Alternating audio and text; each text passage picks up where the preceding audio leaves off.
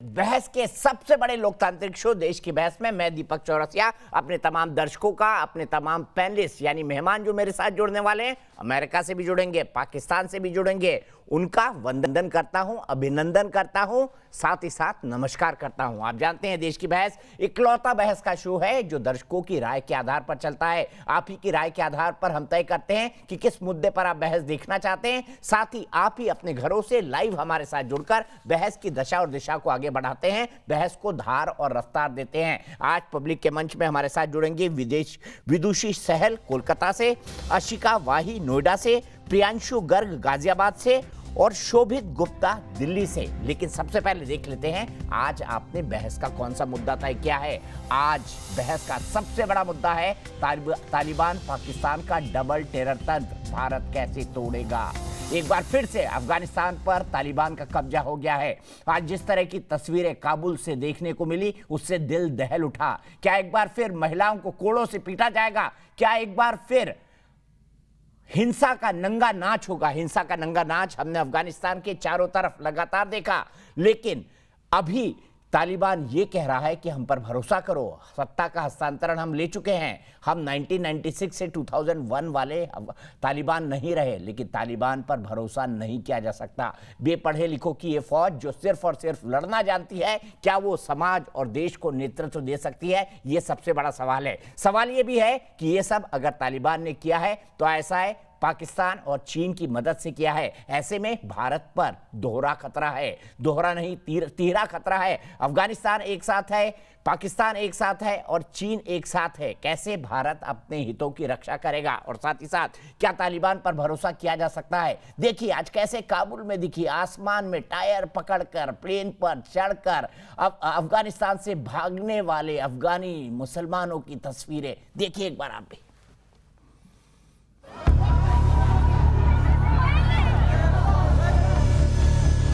जमीन से लेकर आसमान तक अफगानिस्तान में तालिबान के टेरर 2.0 की सबसे बड़ी तस्वीर है। जी हां, 20 साल बाद जैसे ही अमेरिकी सेना ने अफगान की जमीन से रिटर्न करना शुरू किया, तालिबान ने वापसी कर ली।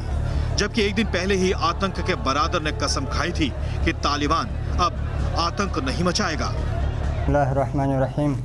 हमें किसी जीत पर पहुंच गए हैं जिसकी उम्मीद नहीं थी। हमें अल्लाह के सामने नम्रता दिखानी चाहिए। अब ये परीक्षा का समय है। अब ये इस बारे में है कि हम अपने लोगों की सेवा और सुरक्षा कैसे करते हैं और उनके भविष्य अच्छे जीवन को सुनिश्चित कैसे करते हैं। पूरा अफगानिस्तान अब तालिबान के कब्जे में है। दूसरी ओर अमेरिकी राष्ट्रपति जो बाइडेन के खिलाफ व्हाइट हाउस में जमकर विरोध प्रदर्शन हुआ है। पूर्व अमेरिकी राष्ट्रपति डोनाल्ड ट्रंप ने तो इसे अमेरिकी इतिहास में बड़ी हार तक बता दिया है। दुनिया अच्छे से जानती है कि इन सब के पीछे पाकिस्तान की नापाक सोच भी काम कर रही है। तालिबान के इस शासन का चरित्र आतंक परस्त दिखाई देता है और उसे आतंक परस्त मुल्क पाकिस्तान का भी पूरा साथ मिला है। इसके पीछे केवल और केवल पाकिस्तान का, पाकिस्तान की आर्मी का और पाकिस्तान की सिविल डिस्पेंसेशन का हाथ है। कुछ हद तक चीन ने और रशिया ने भी सपोर्ट किया। भारत में पढ़ रहे अफगानी छात्र भी सहमे हुए हैं। क्या कर सकते हैं, अभी तो हमारे हाथ में कुछ है नहीं। जो होगा देखा जाएगा, हम कुछ भी नहीं कर सकते। वही जो हुआ है 1996 में फिर हो जाएगा और क्या हो जाएगा, ये सब लोग परेशान है, बहुत ज़्यादा परेशान है। उधर ही शादी भी जबरन करते हैं और जो कुछ करते अपने हिसाब से करते हैं वो लोग। इस बीच अफगान में फंसे भारतीयों को वापस देश लाने के लिए हर प्रयास जारी है। भारत शुरू से ही शांति का पक्ष धर रहा है। विदेश मंत्रालय और बाकी लोग जो इसके लिए चिंता कर रहे हैं वो पूरी व्यवस्था करेंगे। देश की बहस में चर्चा है कि क्या एक बार फिर अफगानिस्तान की जमीन से आतंक जड़ें मजबूत कर लेगा? क्या पाकिस्तान जैसे आतंक के मास्टरमाइंड को इसके लिए जिम्मेदार ठहराया जाए? तो देश की बहस में हमारा आज का सवाल है, क्या तालिबान 2.0 कहीं से भी भरोसा करने लायक है? आप शो के दौरान इस मुद्दे पर राय हमारी वेबसाइट पर दे सकते हैं। यस और नो में आपको जवाब देना है। आप हमारी वेबसाइट पर जा सकते हैं, आप हमारे मोबाइल ऐप को डाउनलोड कर सकते हैं, आप हमारे ट्विटर हैंडल पर जा सकते हैं, आप हमारे फेसबुक पेज पर जा सकते हैं। कार्यक्रम के बारे में कोई राय है, सुझाव है, आप शो में शामिल होना चाहते हैं तो फिर आप हमें 9711002266 पर व्हाट्सएप करें। सीधे अपने बड़े इंटरनेशनल पैनल को इंट्रोड्यूस करता हूं। मेरे साथ तारिक फतेह साहब हैं, जाने माने अंतर्राष्ट्रीय लेखक, इस वक्त मेरे साथ कनाडा के टोरंटो से जुड़े हुए हैं। मेरे साथ अजय जैन भुटोरिया साहब हैं, मेंबर हैं नेशनल फाइनेंस कमेटी के बिडेन टीम की, और वो इस वक्त मेरे साथ लाइव अमेरिका से जुड़े हुए हैं। अजय जी, आपका बहुत बहुत स्वागत है। मेरे साथ रिटायर्ड जनरल गुरमीत सिंह है, farmer deputy chief of army staff, वो मेरे साथ दिल्ली से जुड़े हुए हैं। मेरे साथ मेजर जनरल रिटायर्ड के सिन्हा साहब है, डिफेंस एक्सपर्ट, वो मेरे साथ दिल्ली से जुड़े हुए हैं। मेरे साथ डॉक्टर इरशाद अहमद खान साहब हैं, जो कि लीडर है पाकिस्तान मुस्लिम लीग नवाज शरीफ के, वो मेरे साथ पाकिस्तान से जुड़े हुए हैं। आज बड़ा मुस्कुरा रहे हैं, ये आप जो इतना मुस्कुरा रहे हैं, क्या गम है खान साहब जिसको छुपा रहे हैं, ये सवाल मैं आपसे पूछूंगा। लेकिन सबसे पहले तारिक फतेह साहब के पास जाना चाहूंगा। फतेह साहब, मुझे बताइए, क्या अफगानिस्तान एक बार फिर से पाषाण युग, जिसे स्टोन एज कहते हैं, जहां पर पत्थर से मार मार के लोगों को मार दिया जाता था, ये सजा देने का तरीका होता था, उसमें पहुंच गया है? बिल्कुल इब्तिदाई इश्क है। आगे आगे देखिए क्या होता है। ये हम चीख के पिछले 20-25 साल से कह रहे हैं कि दुनिया को सबसे बड़ा जो खतरा है वो है उन ताकतों से जो अपने आप को कहती हैं कि हम दुनिया भर में एक इस्लामी खिलाफत लाएंगे। और ये इस्लामिक एमिरेट ऑफ अफगानिस्तान जो अमेरिका की जहालत और बेवकूफ़ी की वजह से, या आप कहिए कि मिली जुली कंस्पिरेसी की वजह से टॉपल की है गवर्नमेंट। और वहाँ आप उन्होंने स्ट्रेट कह दिया कि AK-47 है, नेशनल असेंबली है, उनकी पार्लियामेंट है और शरिया कानून है। और जगह जगह उन्होंने बच्चियों को घरों से उठा के लिस्ट मंगवाई है कि 15 साल वाली लड़कियां और 55 साल से कम उम्र की बेवाओं की लिस्ट दे दो, हमारे लोगों, हमारे मुजाहिदों को उनकी सेक्सुअल सेटिस्फैक्शन के लिए शरिया लॉ के मुताबिक ज़रूरत है। तो लोगों के घरों से छीन छीन के ले जा रहे हैं। बाकी दुनिया कुछ भी सोचे, जो शरिया कानून है देवबंद का, ये बाय द वे हिंदुस्तान का तोहफा है। ये सारे जो तालिबान हैं ये देवबंदी हैं, ये वहीं से आया था। और आप पढ़ लीजिए क्या क्या फतवे, क्या क्या कानून हैं। ये अरुण शूरी ने भी अपनी किताब में डिटेल में लिखा है। ये आप बर्दाश्त करते रहेंगे और ये पैदावार होती रहेगी। ये जहालत जो है, जिसको आप स्टोन एज कह रहे हैं, ये उनके हिसाब से this is the pure living. ये बाकी चीजें जो हैं ये तो कुफर है। ये जब सिर्फ ऊंट, हाथी, मिट्टी, रेत, एक दूसरे को तलवार से मारना कूटना, जो अब तक यमन में ये नहीं तय पाया जा रहा है कि मुसलमान कौन है, तो बाकी हिंदू और जो नास्तिक लोग हैं उन लोगों का तो हशर वैसे ही खराब है। हमारे सामने एक ऐसा इंसिडेंट हुआ है जो मेरे ख्याल है 1956 के स्विस कैनाल क्राइसिस के बाद दुनिया में शिफ्ट आएगा। आप ये भी देखिए कि यूनाइटेड स्टेट्स ऑफ अमेरिका के अंदर किस काबिलियत के लोग जीत रहे हैं कि आपको शर्म आ जाए, जिनको पता नहीं होता है कि अफगानिस्तान है कहाँ। आपसे 1 या 2 हफ्ते पहले तकरीर की थी इन्हीं बाइडेन साहब ने कि नहीं साहब ऐसे नहीं होगा, 10 साल जंग होगी, ये फलाना होगा। He didn't know anything कि उनकी ही इंटेलिजेंस एजेंसीज दोहा के अंदर खलीलजादा के साथ कंस्पिरेसी कर रही हैं। और मेरी ये कंफर्म्ड इंफॉर्मेशन है from inside the Kabul presidency कि पहले अमेरिकन फौजों ने कब्जा किया काबुल की प्रेसिडेंसी, वहां से सारे papers, documents, assets fly out किए गए और फिर अमेरिकन फौज ने तालिबान को कहा कि आइए आपसे तय हुआ था, ये लीजिए। ये सारी जो कंस्पिरेसी है इसका सेंट्रल फिगर पाकिस्तान है। जिस कचरे के डिब्बे में हर किस्म का झूठा, और आपके वो बॉम्बे का जो गुंडा है उससे लेके बिन लादेन से लेके आपको दुनिया का हर बेगैरत आदमी को पनाह पाकिस्तान में मिलती है, क्योंकि उनका वजूद ही इस बेसिस पे है कि there should be terror everywhere. और जब तक के ग़ज़वा हिंद नहीं होगा तो this is a final phase. And इसमें सब हिंदुस्तान का और हिंदुस्तान के इंटेलेक्चुअल्स और उनके दानिश्वरों का ये कहना कि अभी देखिए वो तालिबान से हम देखेंगे, ये दोबारा तैमूर आ रहा है। जब पहले आया था तब भी आपने ये कहा था, तब भी लोधी के बारे में आपने ये कहा था कि देखेंगे, करेंगे, कुछ क्या करेंगे। इनकी टारगेट जो है वो पाकिस्तान कुछ नहीं, इनका टारगेट है हिंदुस्तान। ये आज से कुछ 10 साल बाद जब होगा तो याद कर लीजिएगा, मैं तो शायद ना हूं यहाँ पे, लेकिन this is what they dream of. आज आपको पाकिस्तानियों के चेहरों पे मुस्कुराहटें क्यों नजर आ रही हैं कि हमने तो कुछ भी नहीं किया और हमारा काम हो गया। ठीक है, इंडिया मैं अपनी इसी डिप्लोमेसी बात को आगे बढ़ाऊंगा, लेकिन पहला सवाल अजय जैन बुटोरिया जी से। अजय जैन जी, क्या बाइडेन एडमिनिस्ट्रेशन की ये एक हिस्टोरिकल भूल है, हिस्टोरिकल ब्लंडर? क्योंकि ऐसी तस्वीरें 21वीं सदी में कि प्लेन से लोग लटक जाएं और कूद कूद कर मर जाएं, मानवता के नाम पे कलंक है, शर्म है, और ये सब हुआ है अमेरिका के चलते।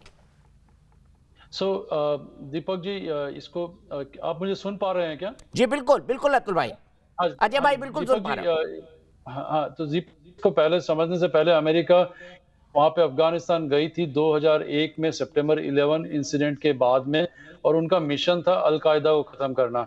वो मिशन खत्म हुआ, उसके बाद में बुश सरकार से ओबामा सरकार आई, ओबामा से फिर ट्रंप सरकार आई, और ट्रंप सरकार ने 2019 में इनके साथ पीस एकॉर्ड किया था, दोहा पीस एकॉर्ड। उसमें ये कहा था कि मई 31 तक अमेरिका चली जाएगी। अमेरिका का जो मिशन था वो चेंज हो गया था, फिर नेशनल बिल्डिंग में हुआ, डेमोक्रेसी बिल्डिंग में हुआ, एक सरकार बनी, उसमें 3 लाख इनके सैनिक हुए, और उसके बाद में ये था कि अफगानिस्तान अपने आप पे खुद आत्मनिर्भर हो, कि अमेरिका के युवा सैनिक और आने वाले अमेरिकी के युवा सैनिक आगे 10 साल 15 साल अफगानिस्तान की रक्षा करते रहे। उन अफगानिस्तान को खुद आत्मनिर्भर होना था। लेकिन जो ये कैलकुलेशन हुई है में कहीं ये हुआ है कि जो इनके प्रेसिडेंट छोड़ के चले गए, उनकी सेना ने अपने हथियार गिरा दिए, और अब हम जो देख रहे हैं ये बड़ी दुखद है। लेकिन अमेरिका वहां पे हमेशा नहीं रह सकता कि एक उस देश की रक्षा करते रहे। ये आप अपनी गलती नहीं मानते कि आप चाहकर भी वहां पर एक अच्छा सॉल्यूशन नहीं दे पाए? देखिए, 20 साल इन्वेस्ट किया, $1 ट्रिलियन इन्वेस्ट किया और सबको ट्रेनिंग दिया, उसके बावजूद अगर उनमें विलिंगनेस नहीं है अपनी आत्मरक्षा करने के लिए, तो ये बिल्कुल झूठ है, सरासर झूठ है। ये सारी बोल लेने दीजिए, अजय भाई को बोल लेने दीजिए, मैं आपके पास फिर आऊंगा। अजय भाई बोलिए।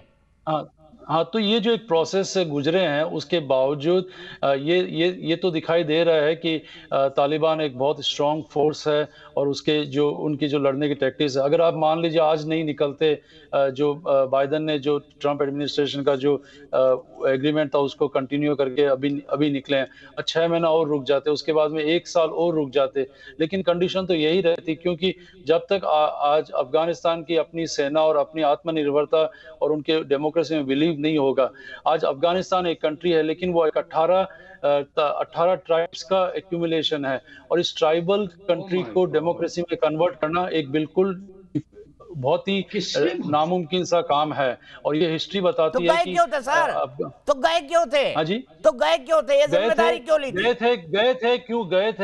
गए थे हम अलकायदा को खत्म करने के लिए, क्योंकि जो हमारी धरती के ऊपर जो किया था 9/11, उसके लिए गए थे, वो मिशन था।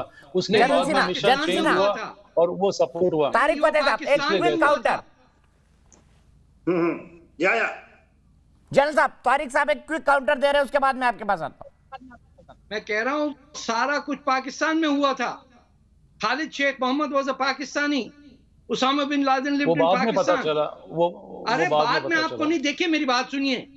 अमेरिका के बारे में समीर अमीन ने कहा था कि शुमाल की फौजें कभी जनूब के लोगों के लिए आजादी नहीं ला सकती, और आपने जाकर $1 ट्रिलियन आपने अफगानिस्तान पे नहीं खर्च किया। आपने वही प्राइवेट मर्सनरीज को तनख्वाहें दी, वही मिलिट्री इंडस्ट्रियल कॉम्प्लेक्स, वही जो एम्यूनिशन फैक्ट्रीज हैं, उनका पैसा वापस गया है। आपने तो प्राइवेटाइज की जाके वहां फौज, और आपने जाके जो हवाई जहाज मेंटेन करने वाले लोग थे, उनमें कोई अमेरिकन आर्म फोर्सेस का नहीं आदमी था। आपने प्राइवेट मर्सनरीज को कॉन्ट्रैक्ट दिया, और फिर जब भागे तो ऐसा भागे कि मर्सनरीज को पहले कह दिया कि तुम पहले निकल जाओ। तो अफगानिस्तान की एयरफोर्स का जेट जमीन पे उतरता था, सर्विस करने वाला कोई नहीं था। इतना बड़ा झूठ। और अमेरिका में बैठ के कुछ तो आप समझिए कि क्या हो रहा है। आपके नसीब में फिर वो सारे डेमोक्रेट जो स्क्वाड जो बना है, वहां जो हिजाबी पहने औरतें आ गई हैं, वो आपको सबक सिखाएंगी। जब 9/11 फिर से होगा, तब भी आप बैठते कह रहे होंगे पता नहीं किसने किया, पता नहीं किसने किया। पाकिस्तान में खालिद शेख मोहम्मद इज अ पाकिस्तानी, आप कह रहे हैं अफगानिस्तान ने किया? अरे करे ना पाकिस्तान तो लिफाफा दे देता है $25 मिलियन का इंडियन करेंसी छाप के, और उसको फिर दुबई में चेंज करके भिजवा देता है, सबके मुंह बंद हो जाते हैं। दोहा में क्या हो रहा था? सौदा हो रहा था, तवाइफों का अड्डा बना हुआ था वहां, और ये खलीलजादे जो आपका हीरो है अमेरिकन, इसने बर्बाद कर दिया पूरा सब कॉन्टिनेंट। उसके खिलाफ कोई एक इंडियन अमेरिकन मुंह खोलने के लिए तैयार नहीं है। आप अमेरिका में हैं, आपको चाहिए खलीलजादे से पूछें, what the hell did you do over there? बताइए अतुल साहब, आपको नहीं लगता कि अमेरिका के पार्ट पर ये सीरियस डिप्लोमेटिक और आर्मी के तौर पर, रणनीतिक तौर पर, कूटनीतिक तौर पर और डिफेंस के तौर पर, तीनों तौर पर बहुत बड़ी गलती है? आपने एक रीजन को अनिश्चितता में भेज दिया है। तो तारिक फतेह साहब की बात बिल्कुल मैं अजय जैन जी से सवाल पूछ रहा हूं अमेरिका से। अच्छा, देखिए, ये अगर आप मुझसे ये पूछ रहे हैं तो आप ये भी देखिए कि 20 साल पहले जब अमेरिका वहाँ अफगानिस्तान गई थी तो वहाँ पे लड़कियों को स्कूल और कॉलेज जाना मना था। उसके बाद में सोसाइटी में नहीं, अब बंद हो गया। 20 साल में जो एक्सपीरियंस हुआ है, 20 साल में जो एक्सपीरियंस हुआ है, वहाँ लड़कियां कॉलेज गई है, पढ़ाई की है, उन्नति करी है, जॉब कर रहा है, बहुत कुछ ग्रोथ हुआ है। लेकिन आप ये कैसे हो सकता है कि एक देश को दूसरा देश हमेशा संभालता रहे 20 साल 40 साल? ये नहीं पॉसिबल है। इसका कमिटमेंट नहीं हो सकता है।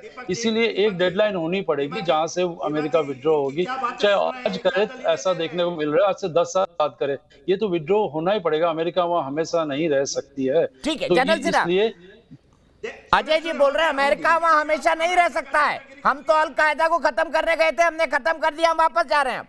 देखिए दीपक जी, नहीं, उसके बाद में कितना कुछ चेंज हुआ 20 साल में। उसके बाद 20 साल हमने चेंज किया, लेकिन हम हमेशा नहीं रह सकते। कौन से चमचागिरी कर सकते हैं वहां बैठे बैठे? देखिए दीपक जी, ये गए थे वॉर अगेंस्ट टेररिज्म, और उस वॉर अगेंस्ट टेररिज्म में सबसे पहले बनाया पाकिस्तान को most favoured ally outside the NATO. Absolutely. और बनाया, पैसे से दे दिए, पैसे दिए, और क्या किया? 2018 में आकर के ये जो खालिजात साहब हैं, खालिजात, वो पूरे का पूरे एजेंट है, बेच दिया। तो पाकिस्तान के साथ लग करके उनके फॉरेन मिनिस्टर 2 बार जाते हैं, और जो अशरफ गनी साहब हैं उनसे मुलाकात करते हैं। और मुल्ला उमर ब्रदर 10 साल पाकिस्तान के जेल में था, उसको छोड़ दिया। और क्या कहते हैं, दोहा में यूएई इनका चमचा है, उनको वहां पे बैठा दिया। दोहा में हम पॉलिटिकल हम पीस अकॉर्ड कर ली, खालिजात साहब ने साइन किया है इनके बिहाफ में, अमेरिकन के बिहाफ में। क्या कह दिया कि हम जा सकते हैं, इनको सत्ता में लाएंगे। गए थे war against terrorism, against them, और उनको सत्ता में बैठाने का काम। आज ये घड़ियालियों आंसू रोक रहे हैं, और बाइडेन साहब तो, और पाकिस्तान कितना सातिर है, फ्रंटलाइन स्टेट था। यूएसएसआर को ब्रेक करने में पाकिस्तान का हाथ है, और रशिया को, यूएसएसआर को तोड़ने के बाद अब अमेरिका को तोड़ने की बारी है। और ये फंसते रहे, क्या आज बैठ के दलीलें देते हैं? ट्रंप साहब ने कह दिया, बड़े, मैंने देखा उनको, तो जब 20 फरवरी 2020 में एकॉर्ड साइन कर लिया हमने, दोहा में बातचीत, फिर रशिया, ईरान या चाइना उससे बात करता है, जिसको आपने सर पे बैठा लिया कि वही बनेगा प्रेसिडेंट, वही उसको सत्ता का शेयर करेगा। और अशरफ गनी जो भाग गया, टेक्नोक्रेट अमेरिका का, इनके ये सारे मिली भगत है इन लोगों की। और ये पाकिस्तान अगेन, आज जो हंस रहे हैं बैठ करके ये लोग, सेम लोग इनको अफगान सेकंड टाइम लेकर आए हैं ये, और पूरे विश्व के लिए, इवन इंडिया को। आपको पता है ये जो हमारे बॉर्डर पे हुआ ना, कि हमारा फायरिंग नहीं होगा फरवरी में, मैं बहुत बार बताता रहा। यूएई ने ये इसके बीच में हस्तक्षेप करके पूरे के पूरे लश्कर तोयबा जैसे मोहम्मद और ये जो पाकिस्तान आर्मी छोड़ दिया, वहां जाकर के करो। और आज हमारे 1,500 लोग फंसे पड़े हैं, और ये लोग जो हंस रहे हैं ना, चैनल में बैठ करके, जिनको आप बोलते हैं गेस्ट हैं हमारे पाकिस्तान के, ये जल्लाद है लोग।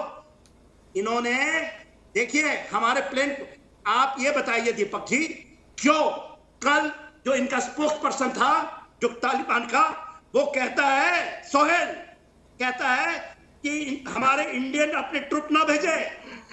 कोई निकाल सकता है इस सिचुएशन को तो इंडियन आर्म फोर्सेस कर सकती है। अभी तक हमारा क्यों नहीं ग्लोब मास्टर उतरा वहां?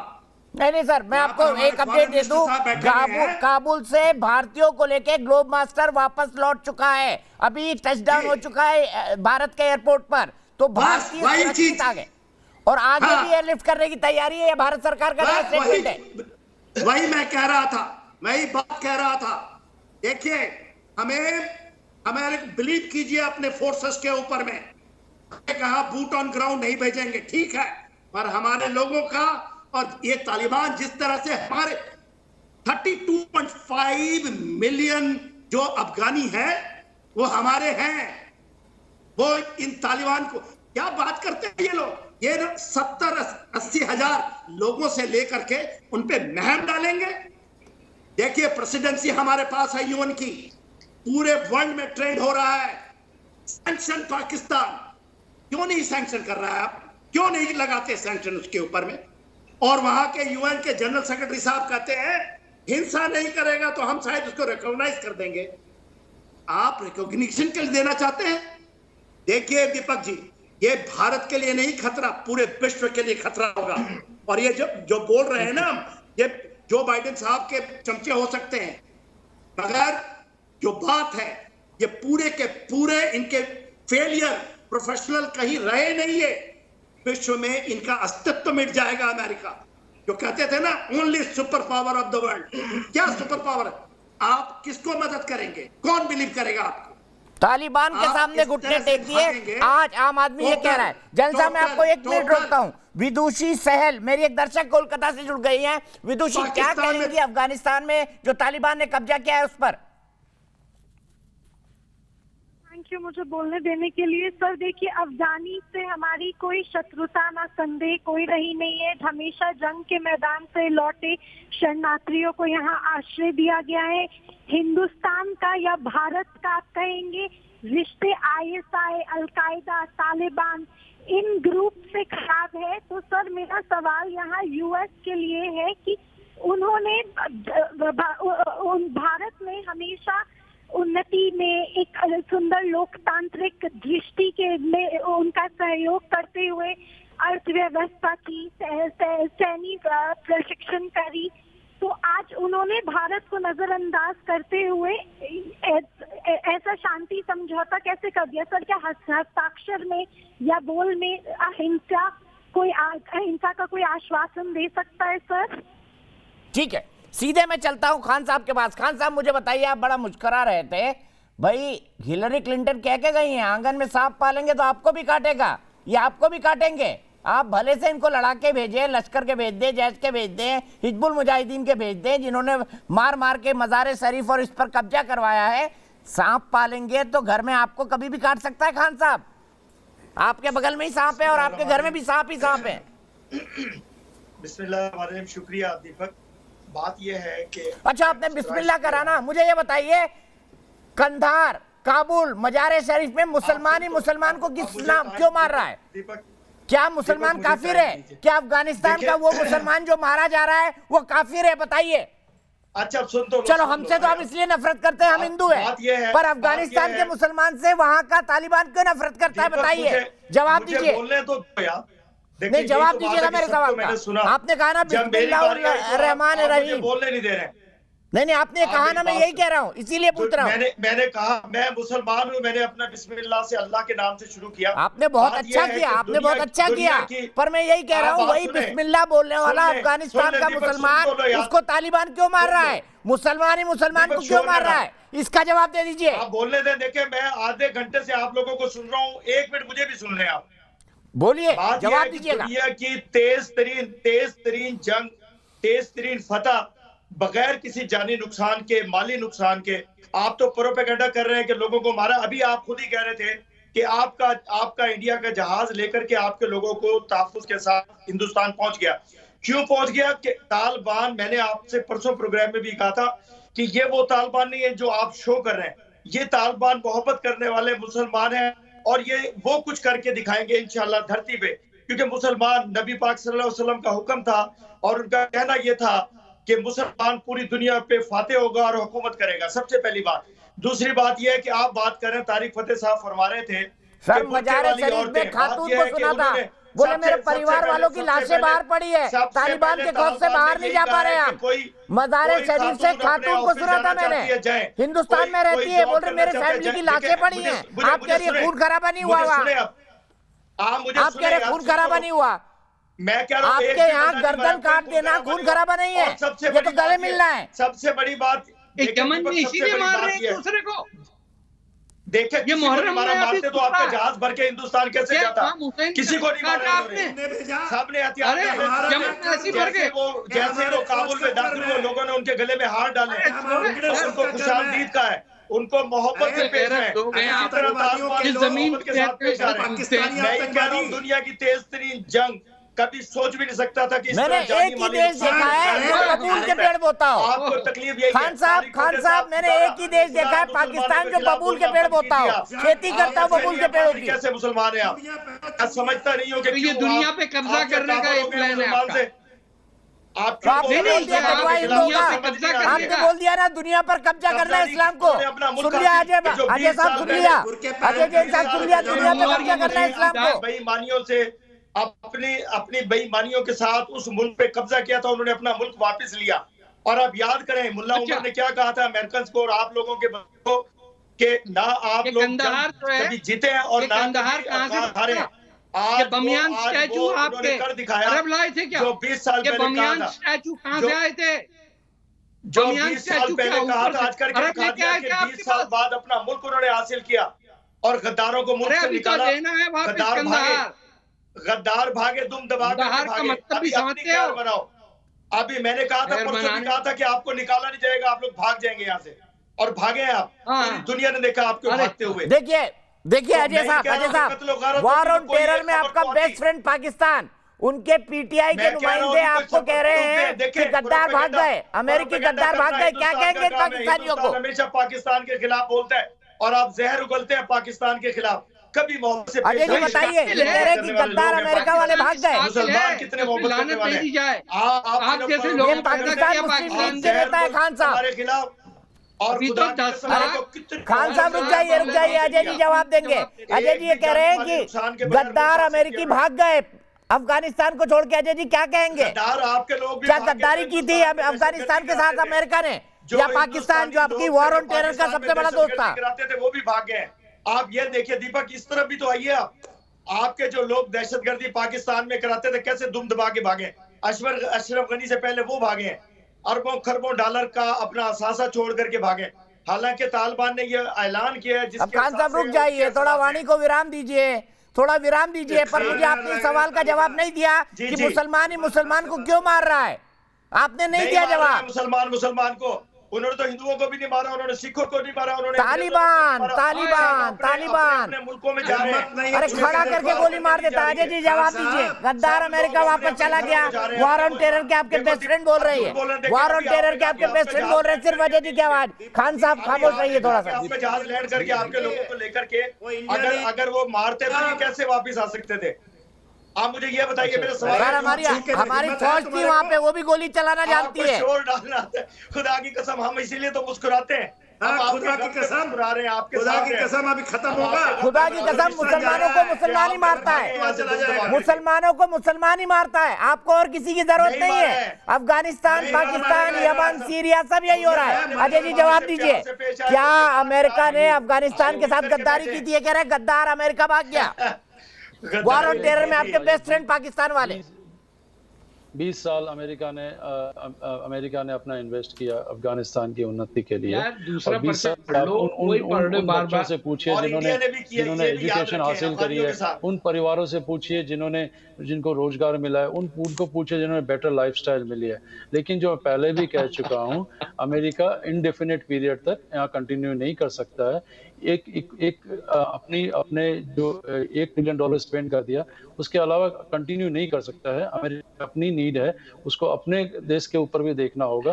तो ये एक्सपेक्टेशन करना सभी देशों को, ये एक्सपेक्टेशन करना सभी देशों को कि अमेरिका तालिबान के साथ वार करके उसको खत्म करेगा, कि अमेरिका कंटिन्यूअस रहेगा वहां पे अफगानिस्तान को मतलब 10 साल 20 साल आने वाले पीरियड तक। ये गलत एक्सपेक्टेशन है। किसी में नाटो एलाइज भी, आज नाटो एलाइज को भी देखिए। नहीं, आपसे शिकायत ये है कि आपने जिस तालिबान के खिलाफ आप गए थे उसी तालिबान को सत्ता सौंप दी, और अमेरिका अगर नहीं चाहता तो नहीं सौंपी जाती सत्ता। और देखिए पाकिस्तानी अब आपको इसीलिए गद्दार भी कह रहे हैं कि देखिए गद्दारी करी इन्होंने अफगानिस्तान के साथ। जिसको कहना चाहे वो बोल सकते हैं। ये टीवी, पब्लिक टीवी तो बोलना चाहिए ना। अमेरिका ने बिल्ड किया था, लेकिन ये जो हुआ कि अफगानिस्तान की सेना ने एक साथ हथियार डाल दिए, वो चले गए, ये एक्सपेक्टेड नहीं था, और ये जो हुआ ये मिसकैलकुलेशन है।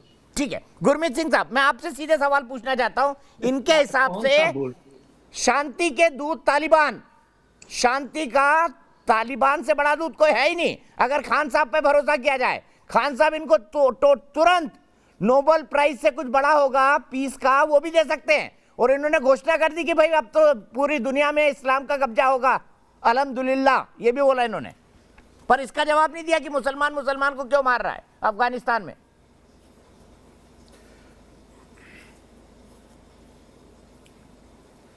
देखिए दीपक जी, जो अफगानिस्तान में हुआ है वो एक बहुत बड़ी ट्रेजेडी है, क्राइसिस है, क्योस है।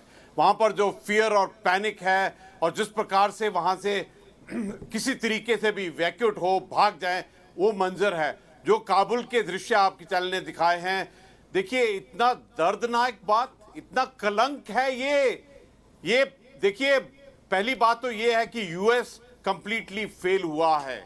20 साल से ये नहीं पहचान पाया है कि असली जो सेंटर ऑफ ग्रेविटी टेररिज्म का था, और जो पाकिस्तान है वो 300% ब्लेम का हकदार है।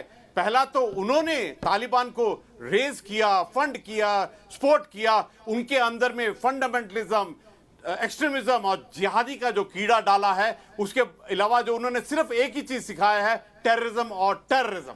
और देखिए 100% उनका ये भी गलती है, उन्होंने चीन को अपने साथ में मिलाकर और तालिबान के साथ में मिलाया है। ये जो डिफीट हुई है वहां पर अफगानिस्तान के अंदर में, अफगानिस्तान गवर्नमेंट और उनकी फोर्सेस की, ये इसलिए हुई है क्योंकि तालिबान और 10,000 टेररिस्ट, जो फौरन 13 टेररिस्ट ऑर्गेनाइजेशन के जो 10,000 टेररिस्ट वहां थे, इसके अलावा 20,000 टेररिस्ट को पाकिस्तान ने भेजा है। उसके पीछे में पाकिस्तान की आर्मी और आईएसआई और साथ में चाइना को मिलाया है।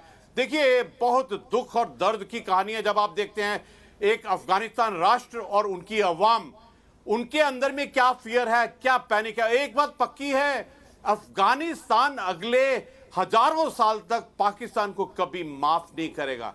ये जो पाकिस्तान वाले बोल रहे हैं ये इनकी गलत फहमी है। और मैं आपको एक चीज बताना चाहता हूं, ये जो अभी आज के दिन पर जो थ्रेट है ना, जो तालिबान ने कब्जा किया है, जो ट्रांसफर ऑफ पावर हुआ है, जो वहां पर वो गए हैं, ये थ्रेट पूरे विश्व के लिए है, ये थ्रेट पूरे संसार के लिए है। और एक बात पक्की है कि इसका जो इंपैक्ट पूरे रीजन पर होगा वो कैलकुलेट भी नहीं कर सकते हैं। प्रधानमंत्री जी ने रेड फोर्ट से बिल्कुल क्लियर बोला था, नंबर पहली चुनौती है टेररिज्म, और ये है वो चुनौती जो हमारे सामने में खड़ी है। देखिए अगर अमेरिका के इंटेलिजेंस, उनकी अंडरस्टैंडिंग, उनका डिसीजन मेकिंग सब कुछ गलत रहा, कुछ दिन पहले ही बोल रहे थे 30 दिन 90 दिन, और सबसे बड़ी बात क्या, 20 साल में वो ये नहीं समझ सके कि पाकिस्तान इस पूरी चाल के पीछे है।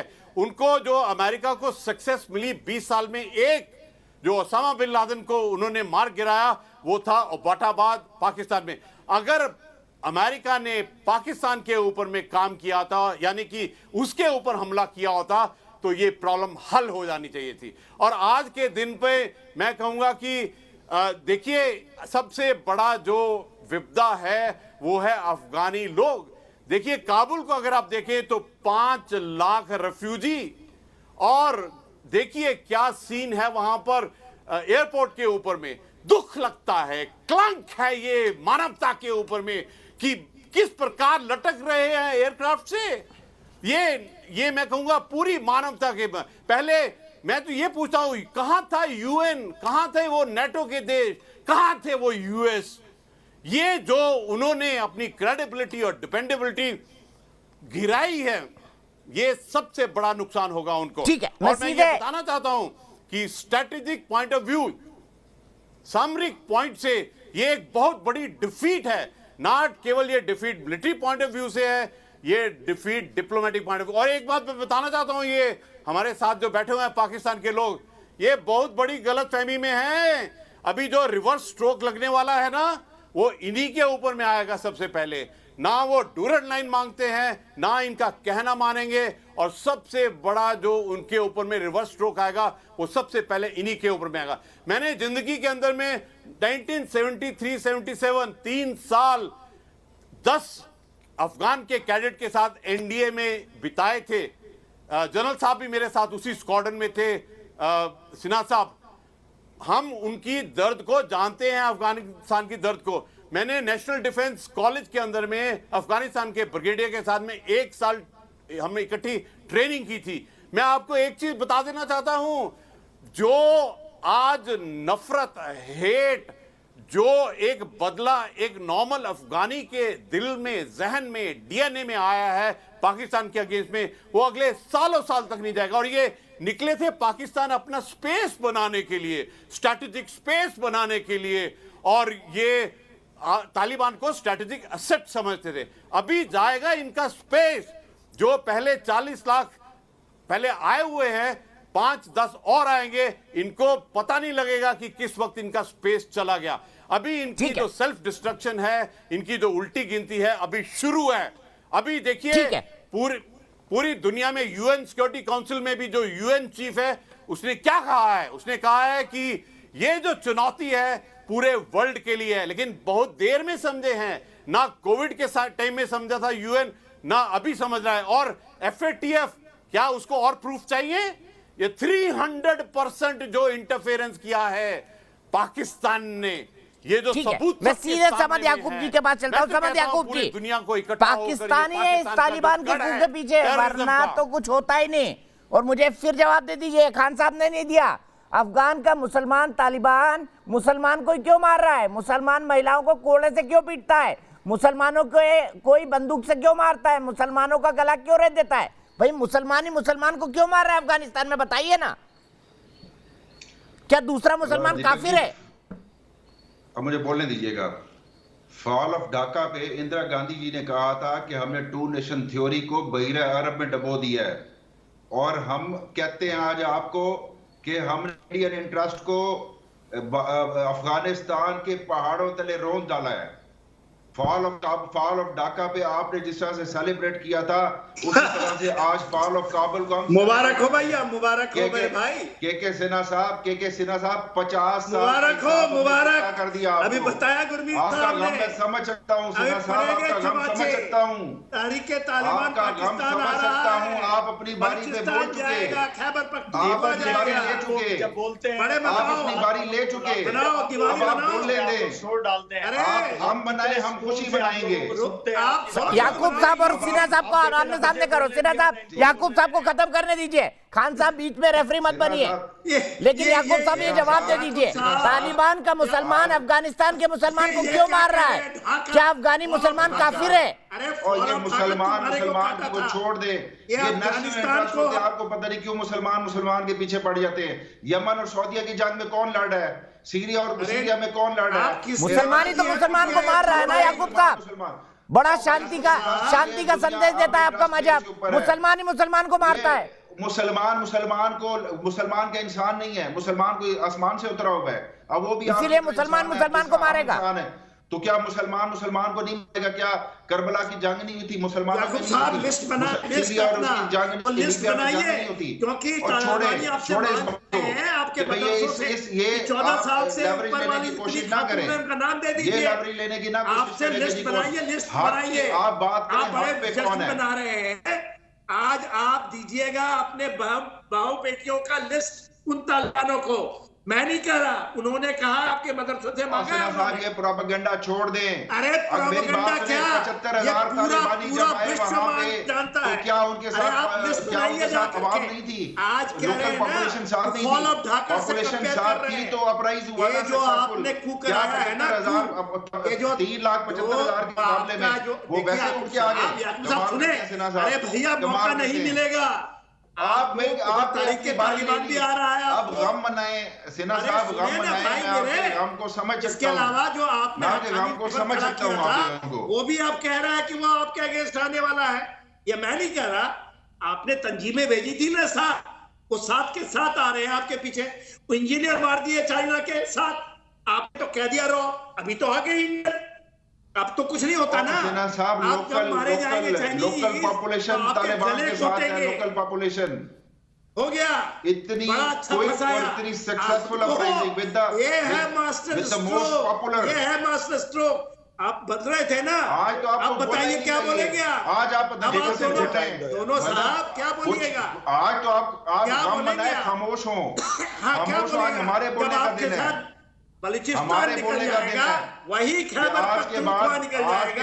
जब तालिबान कहता है कि ये तो मेरा 14 अगस्त हम सेलिब्रेट करेंगे। वैसे जनरल साहब मैं कुछ कहना चाहता हूं अब्दुल समद याकूब और खान साहब को।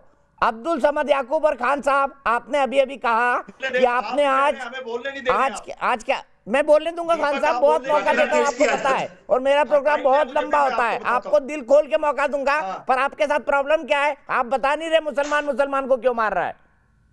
क्या अफगानी मुसलमान काफिर है, उसको मारा जा रहा है? आप जवाब नहीं दे रहे। लेकिन मेरी बात सुन लीजिए, आपने अभी कहा कि हिंदुस्तान को जो है, आपने अभी कहा कि हिंदुस्तान को हम उधर पहाड़ियों में कहीं छोड़ा है। मैं आपको बताना चाहता हूँ 140 करोड़ की पॉपुलेशन है हमारी। एक बाल्टी पानी भी डाल दिया ना हमने पाकिस्तान में तो बाढ़ में बह जाएंगे आप लोग। समझ के रखिए इस बात को। अफगानिस्तान एक बाल्टी पानी भी डाल दिया ना तो बाढ़ में बह जाएगा पाकिस्तान। यही तमाशा करते हैं आप लोग। मैं बता रहा हूं आपको, एक बाल्टी पानी भी डाल दिया 140 करोड़ हिंदुस्तानियों ने तो बाढ़ में बह जाएगा। सीधे मैं चलूंगा खान साहब के बाद, डॉक्टर इरशाद अहमद खान। तो खान साहब काबुल कब जा रहे हैं? काबुली पुलाव खाने? अब तो वहां पे आपको माला पहनाई जाएगी। पुलाव पाकिस्तान में भी बनते हैं, हमारे काबुली भाई हैं। हम अफगानी पुलाव के नाम से बहुत डिश है हमारी जबरदस्त। जाइए ना। अरे आपका मित्र देश है भाई, तालिबान वाले आपके दोस्त हैं, आपको गोली नहीं मारेंगे, आपको गोली नहीं मारेंगे। उनको पता है ये हमारे फेवर में बोलते हैं तालिबान के। पड़ोसी का पड़ोसी पे बड़ा हक होता है। मैं ये कह रहा हूँ कि पड़ोसी का पड़ोसी पे बड़ा हक होता है। आप आएंगे, अफगान पुलाव भी खिलाएंगे, अफगानी गोश्त भी खिलाएंगे आपको। और ये डिश जो है ना, ये पाकिस्तान, हिंदुस्तान, अफगानिस्तान की एक ही जैसी डिश है। हमारे खाने एक जैसे, हमारी तहजीब एक जैसी है, हमारी तहजीब एक जैसी है, लेकिन हमारी नीयत बुरी है हिंदुस्तान की। बस आपने सही बोला, हमारी नीयत बुरी है। हमारी नीयत बुरी नहीं है, आपकी नीयत बुरी है। खान साहब पूरी दुनिया जानती है पाकिस्तान की नीयत क्या है। हमारी नहीं निकल रही है। हिलेरी क्लिंटन ने इसीलिए बोला था आंगन में सांप पालोगे तो आपको ही काटेगा। मैंने नहीं कहा था, ये हिलेरी क्लिंटन ने कहा था आतंकवादियों के बारे में कि अगर आंगन में सांप पालोगे तो आपको ही काटेगा। और हमारे यहाँ तो बचपन से आपने कहा था, आपके बाप दादा ने सुनाई होगी आपको, बोया पेड़ बबूल का आम कहाँ से पाए। हिंदुस्तान की फेल हो गई, आप ही के लोग, आप ही के लोग भागे हैं, आप ही के वजीर आजम की उल्टी चरपाई हुई है, आपके सदर की चरपाई हुई है। क्या अजीब और गरीब काम हो गया। जनरल साहब हकीकत को तस्लीम कीजिए। मैं ये कह रहा हूँ हकीकत को तस्लीम करना सीखिए। सिर्फ हठधर्मी पे काम नहीं चलेगा, हठधर्मी से काम नहीं चलेगा। हकीकत को समझे कि आपके साथ क्या हुआ है, उसको तस्लीम करें। आप लोग भागे हैं दुम दबा करके, आपको शिकस्त है, आपकी सारी दगाबाजी फेल हो गई। अरे खान साहब, तालिबानों के चमचे, तालिबानों के रहमत, तालिबानों के मेहरबान को मुसलमान क्यों मार रहे? नहीं तैयार करें आप। हमने तो नेताजी है बड़े एहतियात के साथ खान साहब आप अपने लोग भेजा गया, उनको इजाजत भेजा क्या? अरे अच्छा खान साहब, आज का अपडेट तो दीजिए, आज कर्जा कहाँ से मिला पाकिस्तान को? खान साहब, आज कर्जा कहाँ से मिला पाकिस्तान को? झूठी बात। तालिबानियों ने कुछ दिया? जो तालिबानियों ने कुछ दिया आपको? खित्ते में अमन रहने दें, ये तालिबान खान साहब के बारे में बात करें ना। कभी आप अमेरिका पे इल्जाम लगाते हैं, कभी चाइना पे इल्जाम लगाते हैं, कभी पाकिस्तान पे इल्जाम लगाते हैं। अपने आप को क्यों नहीं देखते? अपने गिरेबान में क्यों नहीं झांकते हैं जहां से आप सांप निकाल के भेजते हैं? हमारे बंदे ने आके झांका था पाकिस्तान में दहशतगर्दी आप करवाते हैं। क्यों ऐसा करते हैं, ये आज तक हमें समझ नहीं है। हमारा बंदा ही गया था ना, पाकिस्तान में उतरा था, प्लेन लेकर के मार दिया F-16 को। आप लोगों के पैर कांपने लगे, पैर थर थर थर थर कांप रहे थे। अरे खान साहब बोले, मैं तो सवाल कर रहा हूं आपसे। आपके पैर थर, हाँ उठ के जाएंगे आप, भागिए अभी ऐसे भागेंगे दूसरे साहब। अरे वापस आ जाइए खान साहब, कहाँ भाग गए? खान साहब भागे तालिबान के लिए कहीं से आ गया हुआ कॉल वहां का। अब दूसरे भी भागेंगे बहुत जल्दी। दीपक साहब, on a very serious note मैं ये समझना चाहता हूं आपसे कि भारत को अब किन किन जगहों पर एहतियात बरतने की जरूरत है नए डेवलपमेंट्स के चलते? देखिए, भारत के लिए जो तालिबान का है, वो जो खतरा हम सोचते हैं कि वो तालिबान आ जाएगा, वो ऐसा कुछ नहीं है। तालिबान आपके पास, वो तालिबान पहले थे ना 96 से 2001, वो आए थे मुशर्रफ के साथ मिल करके पहाड़ियों में, क्या हाल हुआ आपको पता है। तो तालिबान ने भी कह दिया है कि हम तो नहीं आने वाले, वो इन लफड़ों में नहीं फंसेंगे। हाँ, चाइना और पाकिस्तान जरूर चाहे, वो हथियार है, मगर जो सबसे बड़ा है वहां वो अलकायदा आईसिस का प्रॉब्लम है। वो जो अलकायदा ग्रेविटेट हुआ है और जिस तरह से आईसिस हुआ है, जो ये कैलकुलेट की बात करते हैं, जो कहते हैं ना कि पूरे विश्व में वो विश्व के लिए खतरा है, ये लोग। और मैं ये कहता हूं कि यूएन से आवाज आई, देर आई दुरुस्त आई, प्रेसिडेंसी हमारे पास है, वहां पीस इन्फोर्समेंट होती है। एक देखिए, पीस कीपिंग की बात आपने सुनी होगी, पीस इन्फोर्समेंट। हमारे एक जनरल साहब थे, जनरल नामियार, फेमस है यूएन के अंदर, जब हमने पीस इन्फोर्समेंट किया है। टॉप पीस इन्फोर्समेंट की जरूरत है अफगानिस्तान में। और इन जो पाकिस्तानियों को बैठे हैं ना इन चैनलों में, इनके ऊपर सैंक्शन नहीं लगाइए, इनके ऊपर एक्शंस करने पड़ेंगे। इन्होंने कह दिया ना अमेरिका ने कि डूलन राइन के इधर हम नहीं मारेंगे, जितने हैं चाहे आप किसी तरह से मारें, चाहे बाय एयर बाय ड्रोन, कैसे भी आप करें, इनको आपको मारने पड़ेंगे। और दूसरा जो है, जो तहरीक तालिबान पाकिस्तान 9 चाइनीज इंजीनियर को मारा, जिसको ये कहते हैं रॉ ने कर, अरे ये सारे के सारे टूटेंगे। दीपक जी अभी देखिए, ये तालिबान से आप ऐसे इंडिया को ज्यादा घबराने की जरूरत नहीं है, मगर हाँ आईएस जो हमारे जो ये इनके सरगना है, ये लोग जो आईएस है, जो इस्लामिक स्टेट है, और दूसरा जो है वो अलकायदा है, वो तालिबानियों के साथ लग गए। जैसे मोहम्मद, लश्कर तोयबा, हिजबुल मुजाहिदीन, ये लोग जो गए हैं, ये लोग उसी का हिस्सा हैं। सुने भाई मेरे, सुन लीजिए। दीपक साहब ने मेरे से क्वेश्चन किया, बीच में क्यों आप चल पड़े? क्योंकि तहरीक तालिबान पाकिस्तान तो आपके ऊपर आ ही रहा है। वो तो कह रहा है कि पाकिस्तान की हम पूरा, ये बलूचिस्तान नहीं, खैबर पख्तूनख्वा नहीं, वो तो कह रहा है कि पूरी पाकिस्तान की धरती, ये पाक कैसे कहते हैं, ये अपाक लोग हैं ये लोग, ये एब्सोल्युटली अनहोली पीपल। ठीक है जनरल साहब, याकूब साहब मैं आपका जवाब लूंगा। जनरल साहब ने जो कहा, मुझे एक ब्रेक लेना है, लेकिन उससे पहले मेरी एक दर्शक आशिका भाई नोएडा से। आशिका बताइए, क्या कहेंगी जो तालिबान अब अफगानिस्तान पर काबिज हो गया उस पर? सर, यहाँ पे मैं काफी देर से जुड़ी हूँ, मैंने काफी सारी बातें सुनी है सबकी। इन सबका ये कहना है कि तालिबान बहुत प्यार पूर्वक है ना उधर है ना अपनी सरकार बनाना चाहता है। कोई ये कह रहा है कि मुस्लिम आसमान से तो नहीं उतरे हैं, कोई कह रहा है कि उन्होंने कभी किसी को मारा नहीं। पर आज जहाँ पे हम देखा जाए कि उन्होंने वहाँ पे शरिया कानून के हिसाब से अपना सरकार बनाना चाह रहे हैं वो लोग। क्या उनके कानून में ये लिखा हुआ है कि वो लोगों को मारे, या उनके कानून में ये लिखा हुआ है कि वो औरतों के साथ कुछ दुर्व्यवहार करें? क्या उनके कानून में ये लिखा हुआ है? मैं उनसे ये जानना चाहती हूँ। आज 2014 में पेशावर में स्कूल में जब बम गिरा था, उधर बच्चों की क्या गलती थी?